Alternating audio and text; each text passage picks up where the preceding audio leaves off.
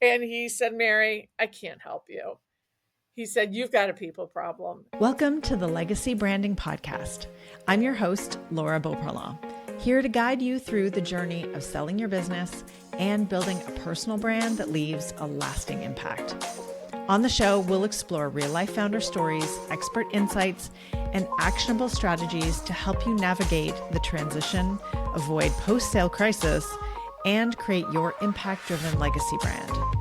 Whether you're thinking of selling, building to sell, or already on the other side, this podcast is your go-to resource for making your next evolution your best one yet.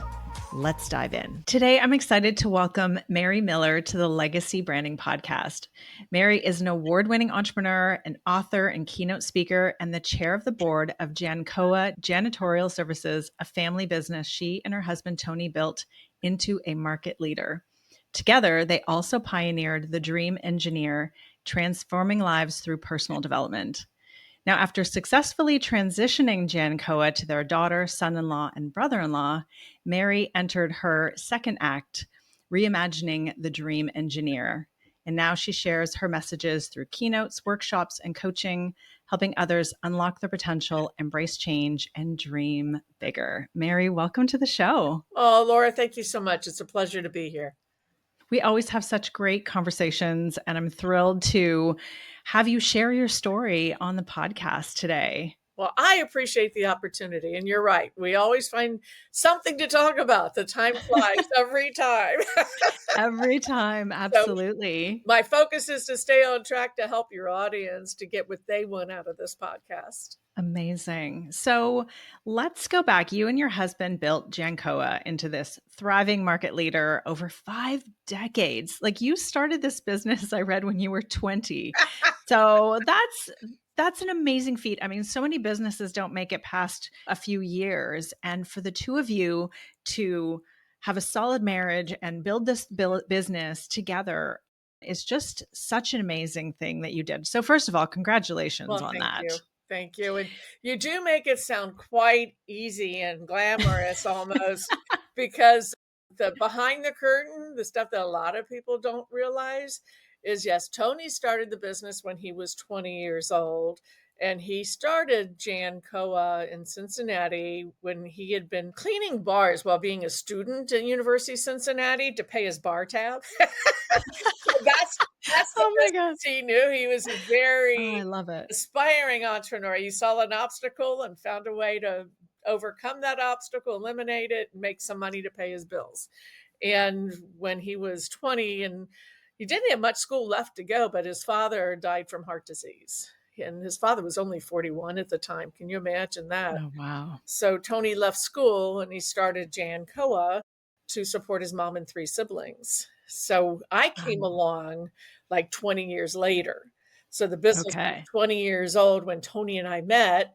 And Tony and I at that time were both single with children.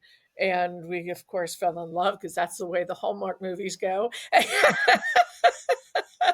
And we got married, and it was our third marriage. Both of us was our third marriage, but we've been married 33 years.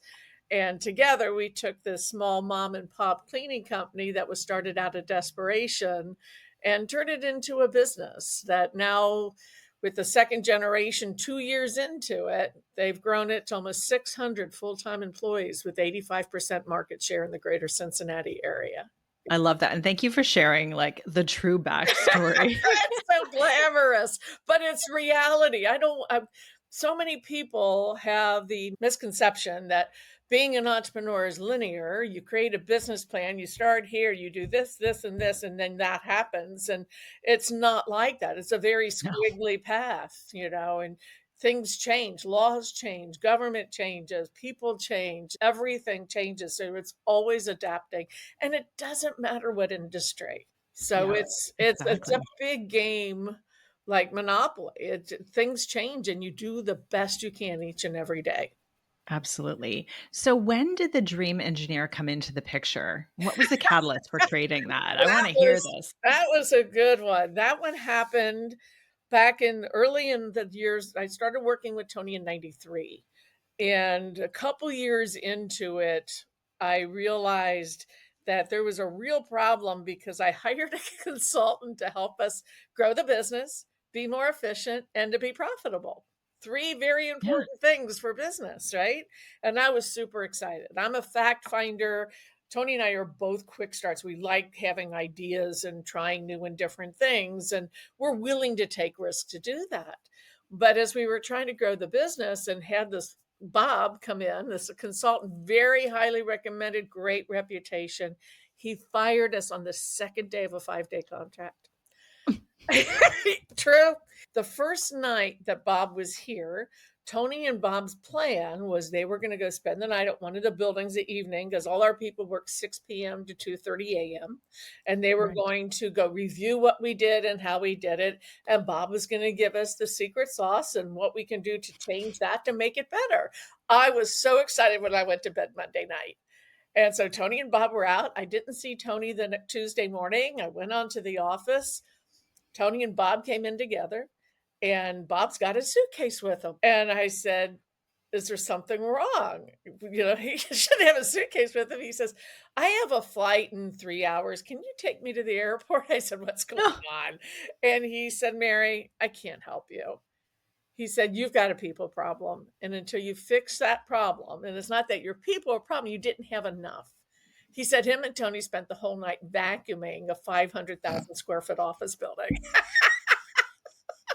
And in that All right. industry, Yeah. yeah, it's fun to laugh at today. I wasn't laughing then. No, In I'm our sure you weren't. industry, in the janitorial industry, the turnover average has been 400% annual forever. For the whole 35 years I was involved in it, it was over 400%. So we knew we had to do things different. We were average. We were right there average. I don't necessarily like to be average in my life. I want to be better than average. So I had to figure out a way to do better than average. And it started by accepting where we were and asking different questions. Asking the same questions, you're going to get the same answers and the same frustrations. That old saying, if you keep on doing what you've always done, you always get what you always got. And that's where we were. So we knew the first question I changed was, what do we have to do to attract people to want to work for JANCOA? What did we have to do different to be able to help train them so they could be successful in this role? And what would we have to do that they would want to stay here 3 to 5 years? Nobody dreams of being a janitor, but it's a very good job to get you from A to B, to pay off bills or get through a dark time or something else. But we've been blessed with people that have been at JANCOA, that's 52-year-old company now. And I've got team members there, it'll always be part of my life, that have been there 35, 45 years. So Wow. they moved up into leadership roles and manager roles and doing amazing and helping others learn how to do things. That says a lot about the company culture that you've built, that you've built a business that people want to work for. They want to stay because they feel like they're a part of something. There was this great quote. Mike Michalowicz is a friend, and he's written a number of books. And he created a post yesterday, and I read this, and I sent it to the leadership team at JANCOA. And it says, when trust is present, your team doesn't just follow your lead, they believe in it. And that's what That's our wonderful. team has always focused on doing. And the second generation is nailing it more now than ever. I have customers calling me and emailing me saying, I hope you know your kids are better at this than you ever were. I'm like, that's the best compliment in the world. Am I supposed to feel bad about that?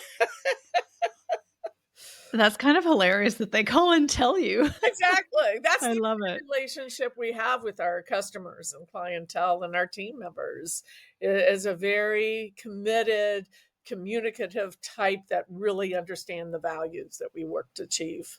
So, how do you find that the dream engineer contributed to the success? What changed? Looking toward dreams is exciting. And there's not a lot of people in the world today helping other people to dream about a bigger and better future. And that's what's really exciting. We helped families over the past 35 years buy homes. And many were first generation homeowners where families had never owned homes before.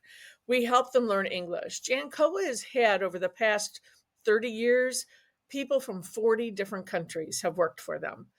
And that's come through different social service agencies that refer people to come to JANCOA because of the culture and the environment that we have, and that will train them and help make that successful for them.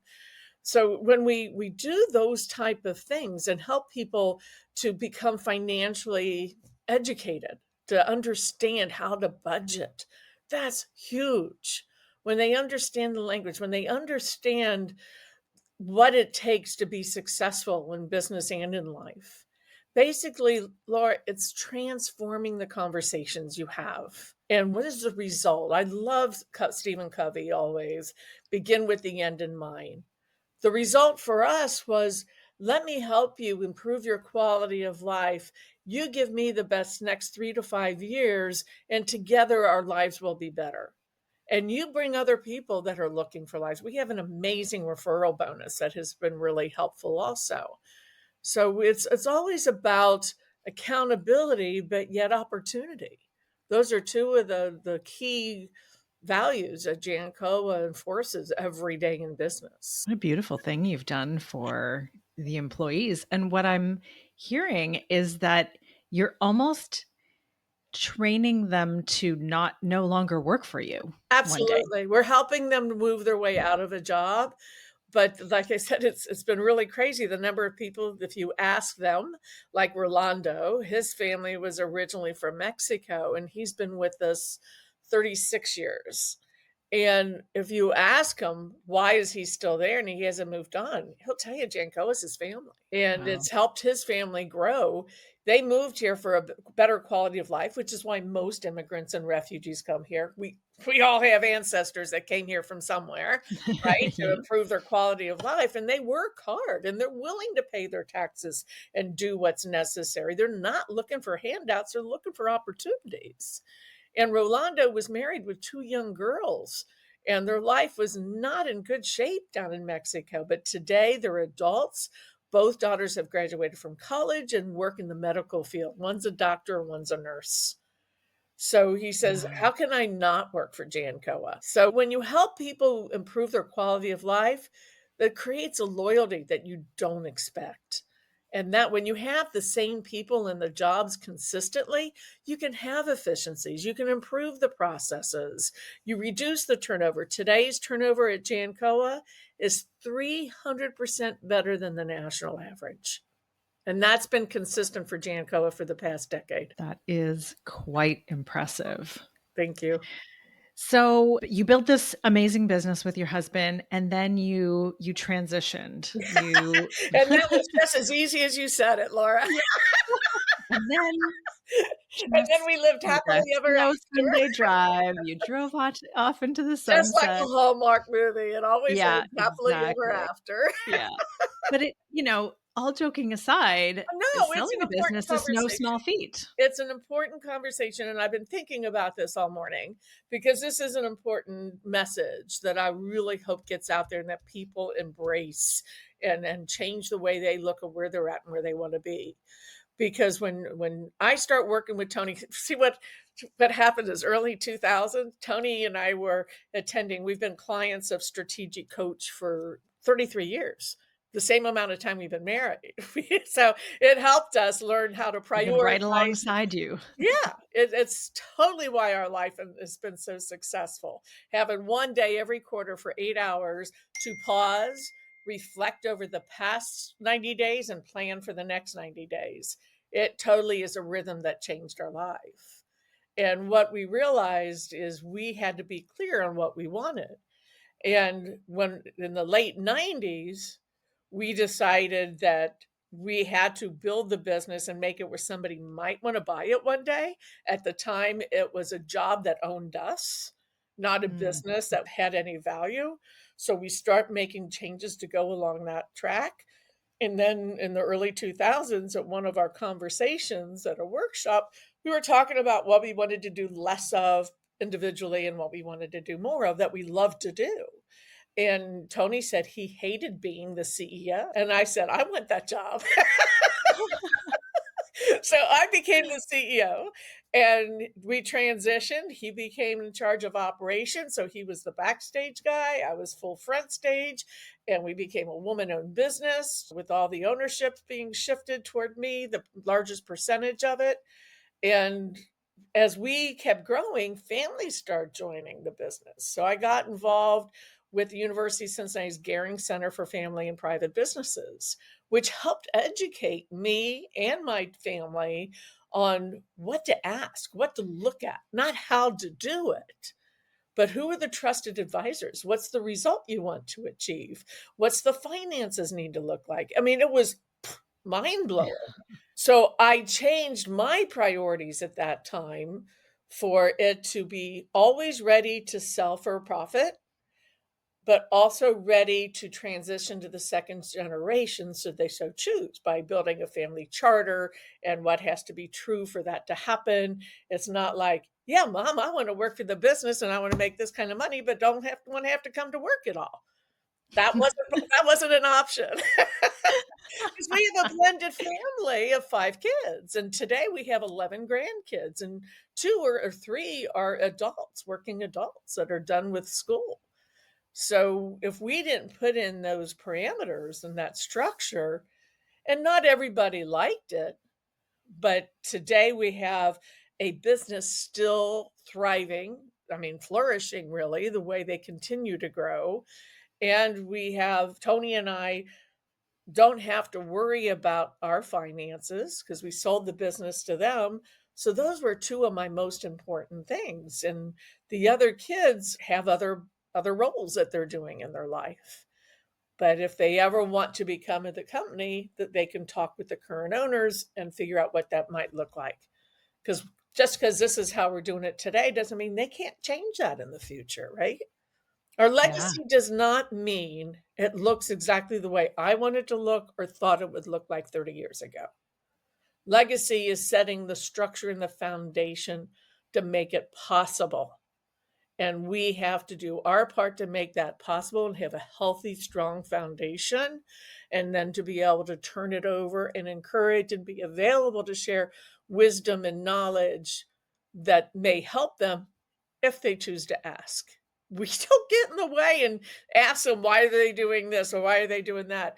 But when they have something they're working through, they frequently call us and we get together and talk about it. Sounds like you've built a really beautiful relationship of trust and respect. And I think that can be a hugely challenging thing in any business, but then you throw family into the mix and it sounds like you did the work. Like you said you laid that foundation so that you could make that the actual transition smooth and maybe less rocky than it might be if you didn't know and learn all those things you learned about setting things up right. It has not been an easy situation most of the time, but nothing worthwhile is easy in our life. Every good thing, like having a program that we created, the Dream Engineer, having that written, a book written about it by Matthew Kelly called The Dream Manager, that was inspired Yes. by what we created.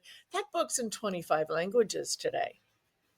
And it's Wow. people globally have changed the way they talk about the future and with their teams and their families, and the emails and calls I get still just blow me away.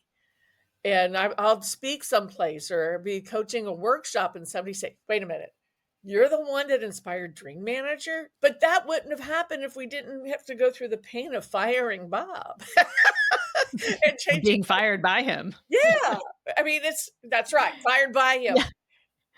The best things that have happened to us in our business came after darkest periods because we chose to learn from those periods and to build on our learning, our wisdom that we were developing, and not go to victim and mode and blame game because there's always a bad guy around the corner, Yeah. somebody that's going to cause pain. Sometimes it's a politician that changes a law that changes your whole business model that you couldn't see coming. And that Yeah. happens way too often. And it doesn't matter what country you're in, it happens everywhere. And I'm a speaker as well, and I have a line in a talk of mine that's, you can't always control what happens to you, Right. but you get to choose how you respond and what happens next. Exactly right. And when we choose to allow ourselves the time to grieve over the hardship, but not camp out there, because it could cause other issues if we don't acknowledge it and just, this is what it is, and then build on it from there. Grasp the lessons learned. If I know now what I knew then, what would I have done different? And when we take that time to really lean into the learnings, that's when we get smarter.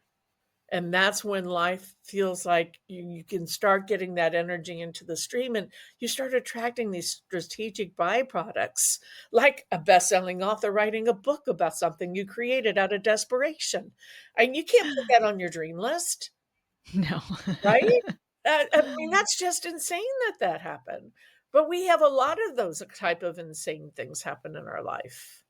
But once we're open to the magic the universe can give to us and have the faith that it's not always going to be good, but you can always get through it. That's Yeah. the choice. In my book, Changing Directions, the very first chapter, it's Changing Directions 10 Choices That Impact Your Dreams. And the very first chapter is Embrace Change. And I had a lot of people question me, why wasn't that about dreams first? So, well, your dreams don't matter if you're not willing to embrace change. Because Mhm. every dream's going to encounter things you need to change.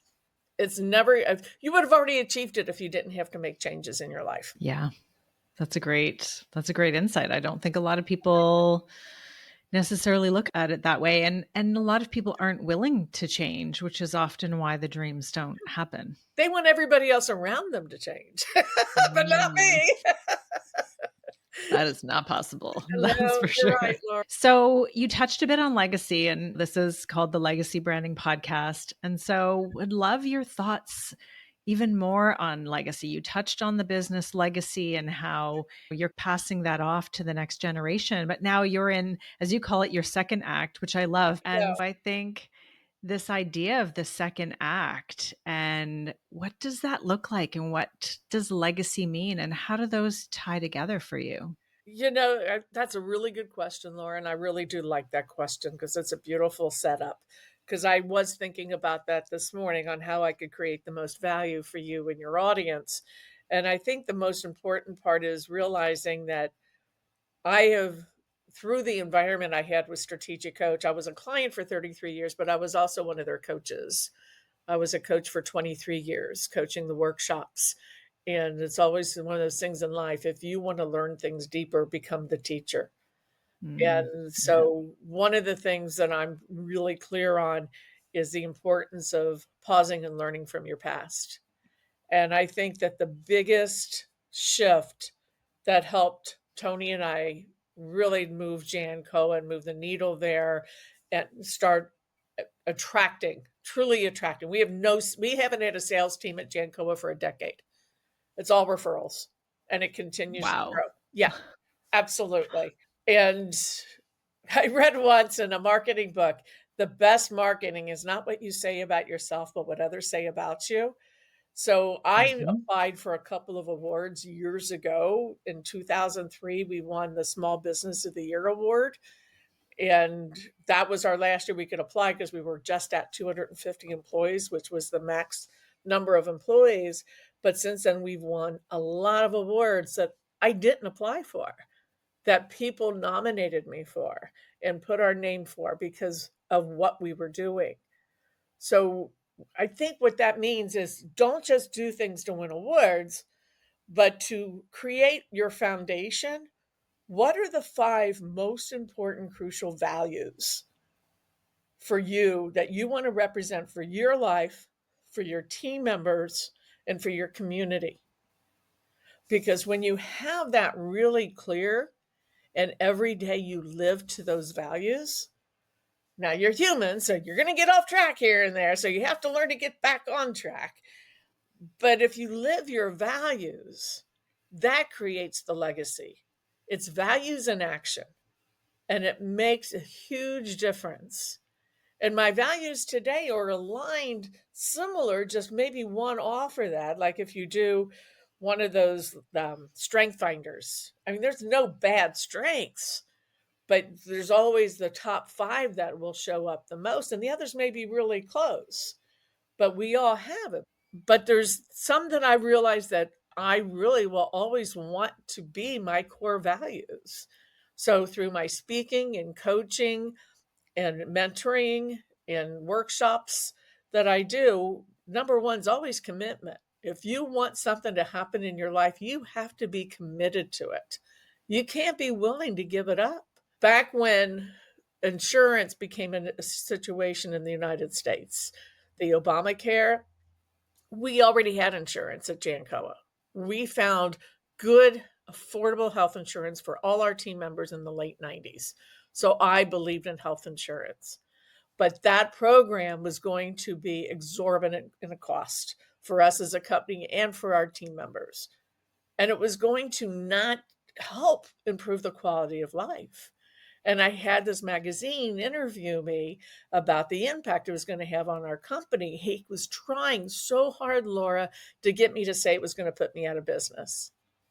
Oh, But interesting. I was committed. We were going to figure a way to make this work, which we have, and on the other side of that. But at the time, we didn't know how. That's how strong commitment has to be. No matter what happens, you're willing to be in there to do whatever it takes to make it successful. And that's my core value. In faith, having a sense of spirituality strong enough to know you're going to get through this. It won't look the same. It may cost more. It may be painful, but you will get through this. And curiosity, those are my top 3. Always be curious. You have to always be open to learning and never assume you have all the answers. Even taking in what you know, ask the questions, what do I need to know that's not part of this? What am I not seeing? And there's always something new and different to be found. Absolutely. And you touched on it at the beginning about asking different questions, Yes, and that requires curiosity. it does. And you have to be willing to, maybe hear something or find out something that you don't want to hear. Yeah. And that's okay to hear it and not react. Pause. Take that swallow, take a few breaths and pause. And it's okay to say, I need to think about that for a little bit. Yeah. I have a friend that Yeah. said once, go say, I'm sorry, but I need to go to the restroom. What a great way to take a break so that you can catch your breath and not react so harshly to something that could cause damage. Yeah. I've always found you get an email from somebody that is maybe triggering, or you have this immediate reaction. Yeah, You never want to respond to that right away. no. And never reply Never. at all. Never. That's a good one for sure. Oh, Yeah. Mary, you've had so many amazing insights. I love your thoughts on legacy and how really aligning that with your values.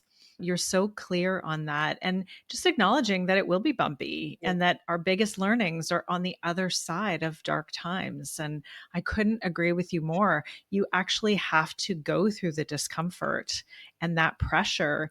I remember hearing an analogy of this years ago that was such a vivid explanation of it, that if you have a seed, like an apple seed, Mhm. it's just an apple seed until you put it underground and you bury it under the pressure of the earth. That seed will only start to bloom and turn into an apple tree and bear fruit when it's under pressure. And I thought that was such a beautiful explanation of, like, that idea is just that seed, but until you put it through something, that you go through something hard, that really it's not going to bear fruit.